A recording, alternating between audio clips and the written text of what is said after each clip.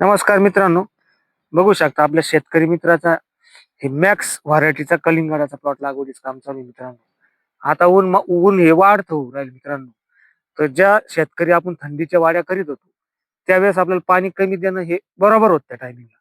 पण आता कलिंगडाची म्हणजे रोपाची लागवड झाल्यानंतर 15-15, 20-20 मिनिटं, अर्धा 2-2 तास झाले, 3-3 तास झाले, 15-15, 10-10 मिनिटं पाणी द्यायचंय मित्रांनो. जोपर्यंत रोप आपले सेट होत नाही तोपर्यंत.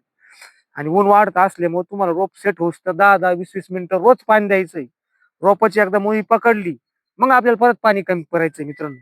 आणि रोप लावताना आपल्याला मित्रांनो एक काळजी घ्यायची, कारण आता आपल्याला उन्हाळा वाढता राहणार आहे. आणि उन्हाळ्यामध्ये आपल्याला येणाऱ्या काळामध्ये म्हणजे रोपांची संख्या, आपल्या मुळांची संख्या सुद्धा महत्वाची आहे आपल्यासाठी. तर कॉकपीट हे आपलं कधी फुटलं नाही पाहिजे मित्रांनो. अशा पद्धतीने कॉकपीट घ्यायचंय आणि थोडं वल्ल्यामध्ये आता अशी माती घेऊन आहे ना, अशा पद्धतीने दाबायचं आपल्याला. थोडी साईडची माती घेतली तरी चालेल.